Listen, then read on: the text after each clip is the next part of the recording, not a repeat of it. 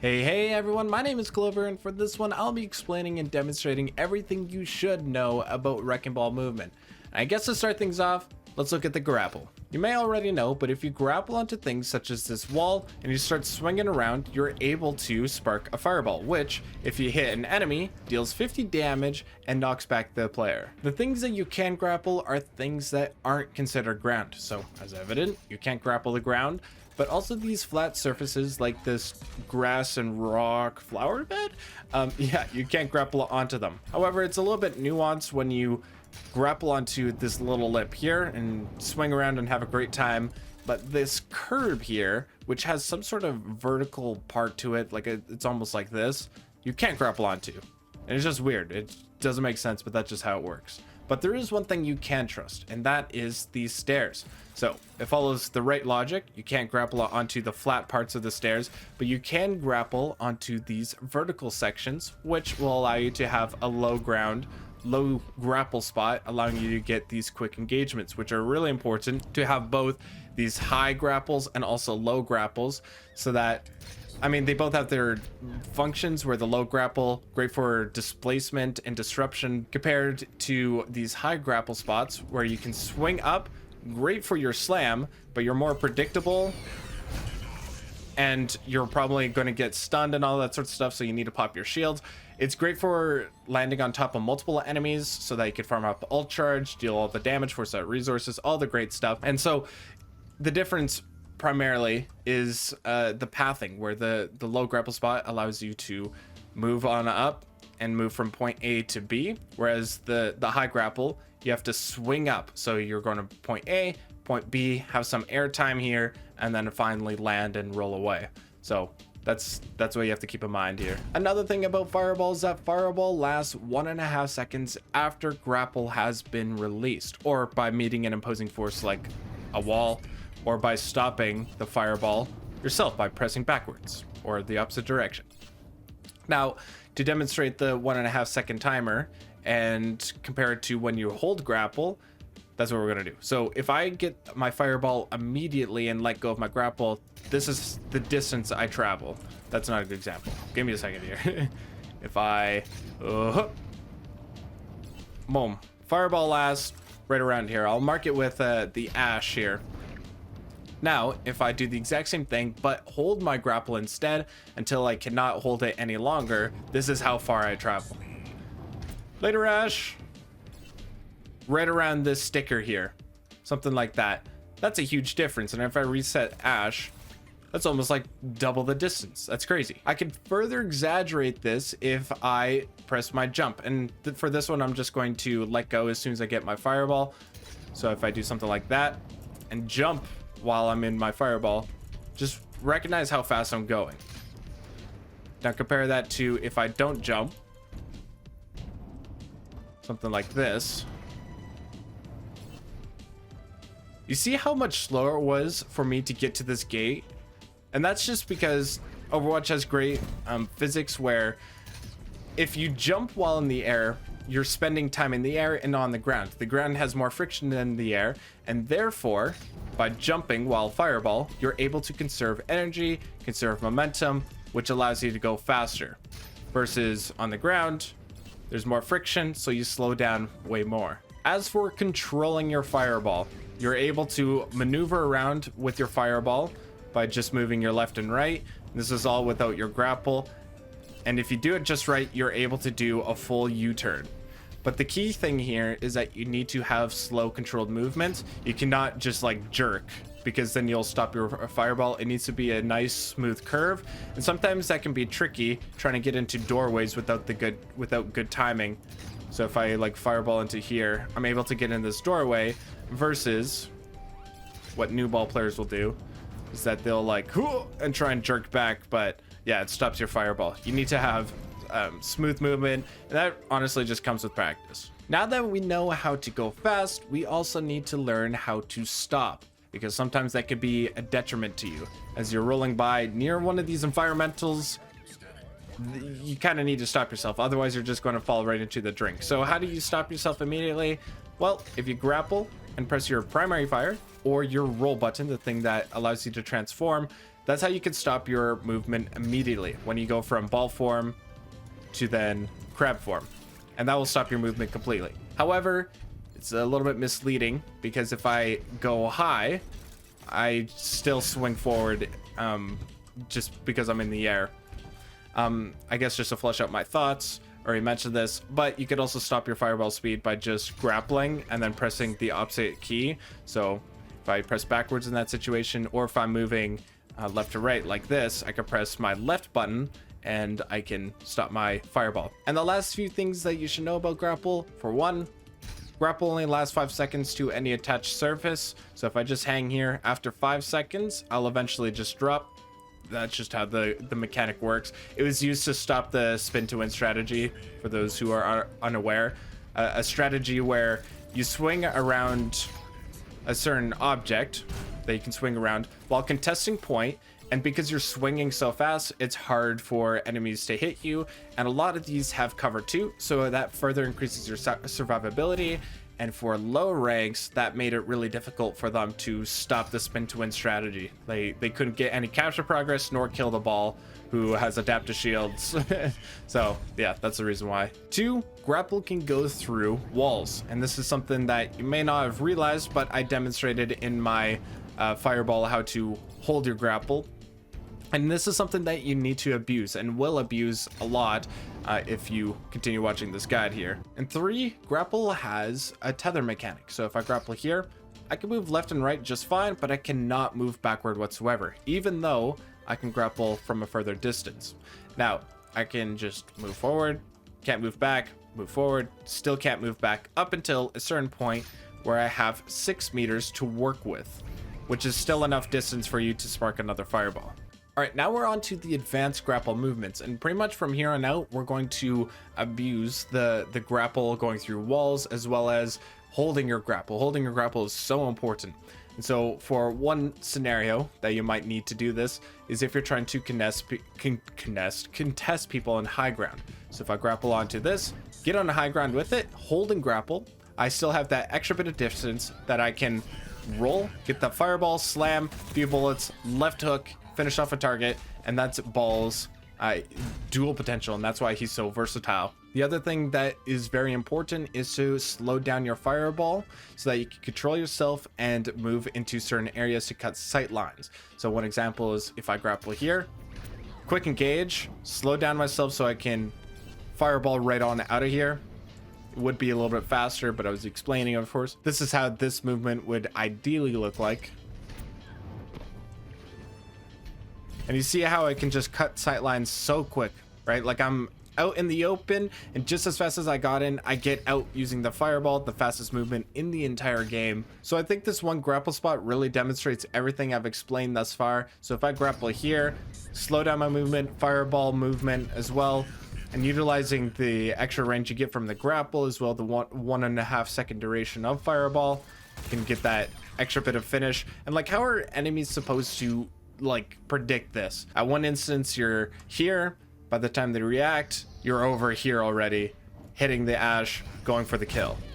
And for stealth ball movement, now this is just basically to allow Ball to be super stealthy. There's been a few patches that made Ball super loud so that people can hear him a little bit better. So here are some ways to minimize the amount of noise you make so that you could be the stealth Ball and allow yourself to be a threat in the backline. So one of them, when you're on high ground, to press your jump button or hold your jump button when you fall off, so that you don't have this huge clunk where you would normally.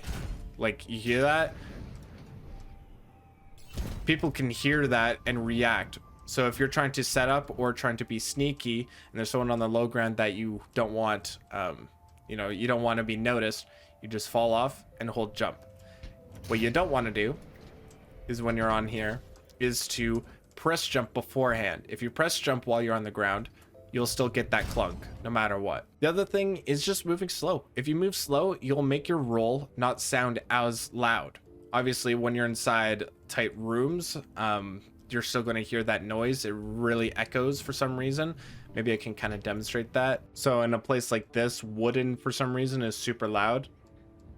There's just nothing you could do. It's just really loud. But the important thing is that when you move slow, it never gives time for the audio to actually like start playing. Whereas if you hold it, you hear the difference compared to when you just hear the initial part of the roll, but not the entire roll audio. All right, so pretty much from here on out, we're just going to talk about techs. The first tech that we're getting into that requires the grapple is the tightrope. And tightrope, how it works is if you grapple onto things lower than where you're standing, you can float. And pretty much the setup of this is to allow you to set up on longer ranges where you may not have the right access, maybe even change out some of the routes. Instead of using fireball to get to those places, I mean, obviously I can from here, or a high ground grapple spot like this, high elevation. So it might be used on Dorado a lot, or potentially on Junkertown where there's a lot of open field and there's not a lot of places where you can really be. There's a lot of other spots, but I think overall this technique is very niche. The other is the Rebound Tech, and this is definitely more usable. For this one, if I grapple, you see how I kind of just bump off there? Well, you can use that extra bit of momentum to swing yourself back and spark a fireball. Remember that you can spark a fireball within the 6 meters. If I get whoop, bah, whoop, whoop, bah. There you go, bye Ash. And pretty much the main purpose of this is to quickly change directions to be either annoying in tight spaces when you're using this technique, or being super cool because you can do this and you can kill people with it or boot people off the map into the environmental, or just by like, I'm 1 HP and I gotta catch a ride, right? And you just like swing away. So that's kind of the use. And I think the most important tech of them all is wall jumps. Wall jumps are so key and so critical for a lot of Wrecking Ball players. If you don't know it, you're not going to allow yourself to thrive. Now with wall jumps, there's a ton of different variants, and the first variant is going to be sloped, corner, as well as object wall jumps, which, so like this object here is a sign. All you have to do is once you come in contact with that object, you press your jump button or press A for controlling, and it'll allow yourself to get that extra bit of height and for a slam. And so for a corner, this is a tough corner, but it could still be done. And you can slam right on tops and potentially, surprise, well, both. I mean, surprise any enemies up on that high ground. This is an example of a sloped wall if I just press A and jump. And so basically what's happening here is that as I'm moving forward horizontally and I jump at the right time, the angle basically transfers some of that momentum upwards. It's obviously exaggerated on this. It shouldn't happen. It's not like a complete 45-degree angle or anything, but that's essentially what's happening with the map geometry and the physics in this game. The things to look out for are cars when you jump on the sides of car doors, or rocks. And rocks are going to be, for the most part, very curvy, so that you can get this quick slam. Great for dueling when you need it, instead of using your grapple to get that high ground and slam, which is a waste of a cooldown. You can easily just jump onto map geometry and then slam. Oh, well, I could have got it, but whatever. The other variant that you should know of is the flat wall jump. And with flat walls, you don't have that angle to boost yourself up. Remember, if you have an angle, I'm transferring the horizontal into vertical. But because I have no slant in here, I'm not able to transfer that because the slope is trying to just basically force me away. It's not giving me some extra lift by any means.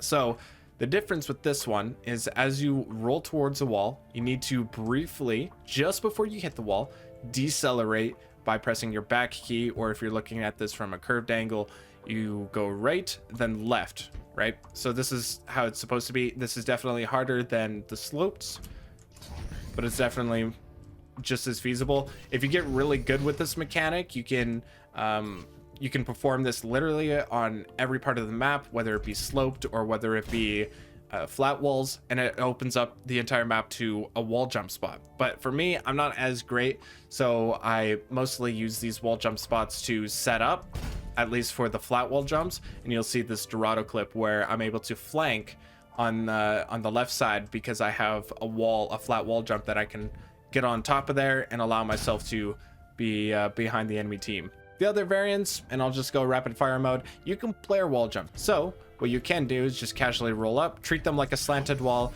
and you can jump right on top of their heads. You could also do this with fireball, and you're wondering why is that a problem? Well, with fireball, you boop your opponent back, and how you're supposed to boop or wall jump on a moving target, right? If I try and do it, because they're moving the same speed as I am, so that's kind of the issue.